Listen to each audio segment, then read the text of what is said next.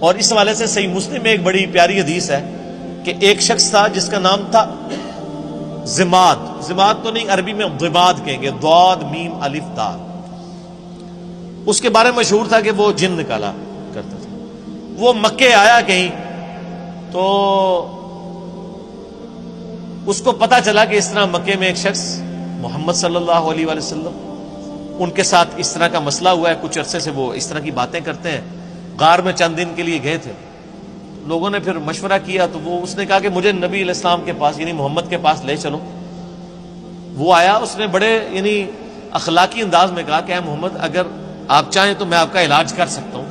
میں جنات کا، اسیب کا، اس طرح کا جو سایہ وغیرہ ہوتے ہیں میں اس کا علاج کرتا ہوں. تو آپ صلی اللہ علیہ وآلہ وسلم سے اس نے کہا کہ آپ بتائیں آپ کیا بیان کرتے ہیں، آپ کو کیا پرابلم ہے. تو آپ علیہ السلام نے چند الفاظ پڑھے،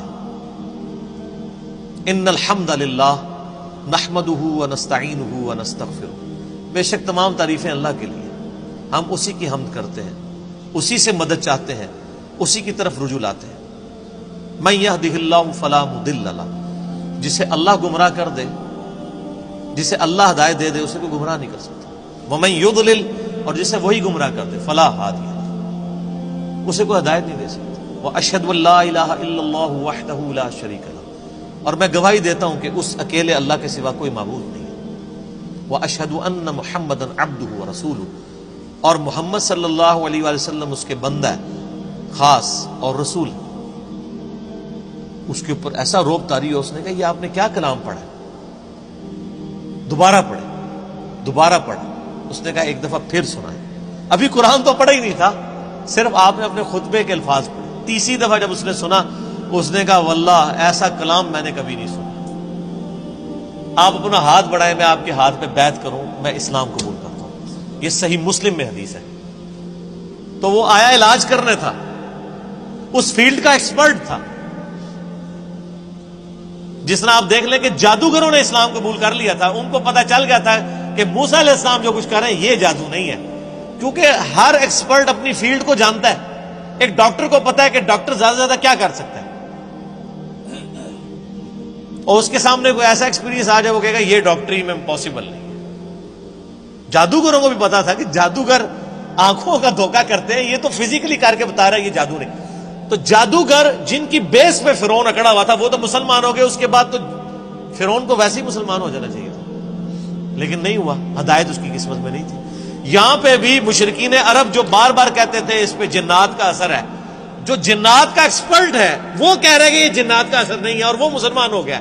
اس کے بعد گنجائش رہتی تھی کہ مشرکین عرب نبی علیہ السلام پہ ایمان نہ لاتے، لیکن وہ قسمت میں ہدایت. اور لوگ کہتے ہیں جی اللہ کے نبی زندہ تھے، لوگ پتہ نہیں کیوں نہیں بات مانتے تھے. آج اللہ کے نبی کی بات مان رہے ہیں لوگ. وہ تو ان سے بہتر تھے، وہ کافر تھے، کم از کم ڈٹے تو ہوئے تھے نا. یہ مسلمان ہو کے اللہ کے نبی کی بات ماننے کے لیے تیار نہیں ہے. تو میں تو آج کل کے مسلمانوں کو دیکھتا ہوں تو مجھے اندازہ ہو جاتا ہے کہ واقعی یار ایک بندہ نبی کو مان کے بھی نبی کی نہ مانے تو یہ تو بڑا مسئلہ ہے، اور ایک بندہ نبی کو مان ہی نہیں رہا وہ اس کی نہ مانے تو وہ چھوٹا مسئلہ. یہ جو آج کہہ رہے ہوتے ہیں نا جی وہ کاش تیرے زمانے میں ہوتا تو میں تیرے قدموں سے لپٹ جاتا، کبھی میں تیری جوتیوں کا تسمہ ہوتا، یہ کچھ ہوتا. میں کہنا رفع دین پھر بھی نہ تو شروع کرتا. تو کہنا ہم لوگ کہیں گے کہ یار ایک مکھیا میں مارنا ہے. یعنی جو اتنا بزدل ہے آج کے دور میں کہ وہ اپنے نظریات کو قرآن و سنت پڑھ کے چینج کرنے کے لیے تیار نہیں ہے، تو وہ ابو جہل ہی ہوتا. یہ ضروری نہیں ہے کہ تیرے ہوتے جنم لیا ہوتا تو ابو بکر عمر عثمان و علی ہوتا رضی اللہ عنہ اجمعین. نہیں، عین ممکن ہے کہ ابو جہل ہوتا، عبداللہ ابن ابی ہوتا. یہ بات کرنا بڑا آسان ہے، تیرے ہوتے جنم لیا ہوتا. یہ ساری کہانیاں ہیں میرے بھائی، یہ بڑا مشکل کام ہے. یہاں پہ آپ دیکھ لیں نبی علیہ السلام کے کارٹون بنتے ہیں تو جنہوں نے داڑیاں نہیں رکھی سب سے پہلے وہ آ کے بینک توڑتے ہیں، شیشے توڑتے ہیں، گاڑیوں کو آگ لگاتے ہیں عشق رسول کے نام میں. انہی کو کہہ دیں کہ یار داڑھی رکھ لو، نال ہی ٹھوس. حالانکہ ہونا یہ چاہیے کہ ان کافروں نے نبی علیہ السلام کے جو کارٹون بنائے ہیں اس میں نبی علیہ السلام کی مبارک داڑھی میں بم رکھ کے نا انہوں نے اس طرح کی شکلیں بنائی ہیں. تو پھر جڑا بننا کہ تو نے میرے نبی کی داڑھی میں بم دکھایا ہے. ابھی تو میں نے داڑھی نہیں رکھی تھی لیکن آج سے میں داڑھی رکھتا ہوں. ایسی کی تیسی تم لوگ، تو کوئی کرنے کے لیے تیار نہیں ہے. یہ مشکل کام ہے.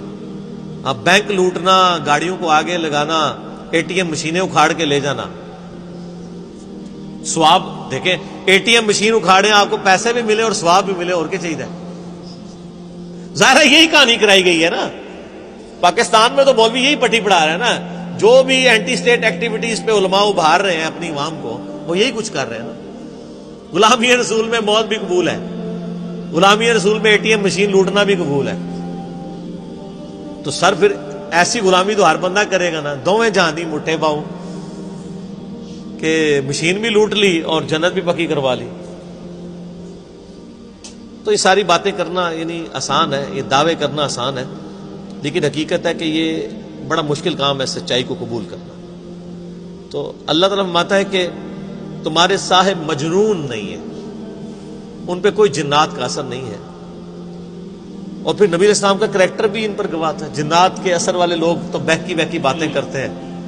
جس پہ جنات کا اثر ہو وہ یہ لوگوں کو کہے گا کہ اپنی بچیوں کو زندہ دفن نہ کرو، اپنے ماں باپ کے ساتھ اس نے سلوک کرو، اس خدا کی عبادت کرو جس نے تمہیں بے قدر پانی سے پیدا کیا ہے. اس طرح کی اخلاقی اقدار جس پہ جنات کا اثر ہو تو اس طرح کی باتیں تو نہیں کرے گا. پھر سورہ یونس میں اللہ تعالیٰ شروع میں آیت نمبر 14، 15، 16 میں آپ کو ملے گا. اللہ تعالیٰ فرماتا ہے کہ یہ کہتے ہیں کہ اے نبی ان سے فرما دو اگر اللہ نہ چاہتا تو میں کبھی قرآن تم پہ نہ پڑھتا. اور یہ کافر کہتے ہیں کہ نبی اس قرآن کو بدل دو یا کوئی اور قرآن لے آؤ، یعنی یہ تو بہت سخت قرآن ہے. اے نبی تم فرماؤ کہ مجھے کوئی حق حاصل نہیں کہ میں اپنی مرضی سے اس قرآن کو بدل دوں. میں تو خود اس وحی کا پابند ہوں جو اللہ کی طرف سے میری طرف آتی ہے. قل انی اخاف ان عصیت ربی عذاب یوم عظیم. اے نبی یہ بھی فرما دو کہ بالفرض اگر میں بھی اپنی خواہش نفس سے کچھ ایسا معاملہ کرتا ہوں، اپنے رب کی نافرمانی کرتا ہوں، تو میں بھی ڈرتا ہوں کہ بڑے دن کا عذاب مجھے بھی آ پکڑے گا.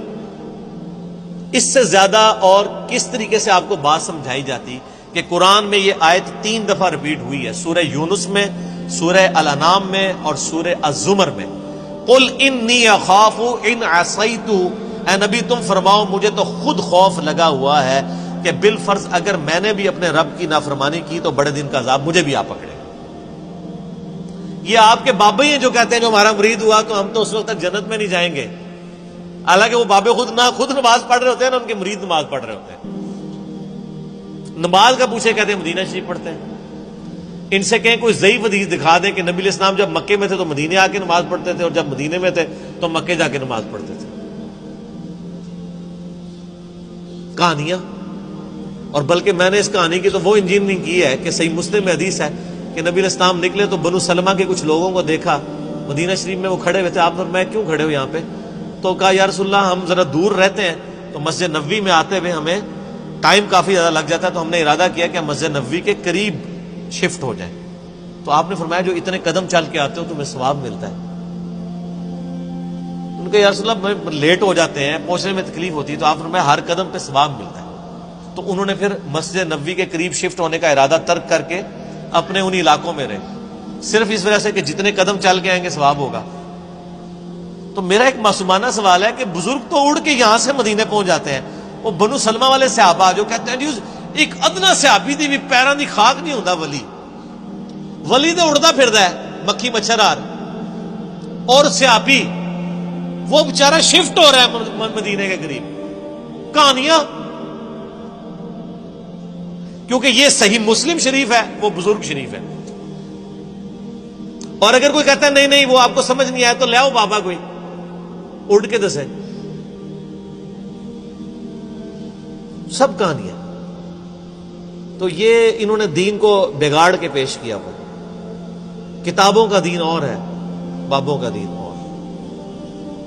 اللہ تعالیٰ فرماتا ہے کوئی تمہارے نبی کے اوپر جنات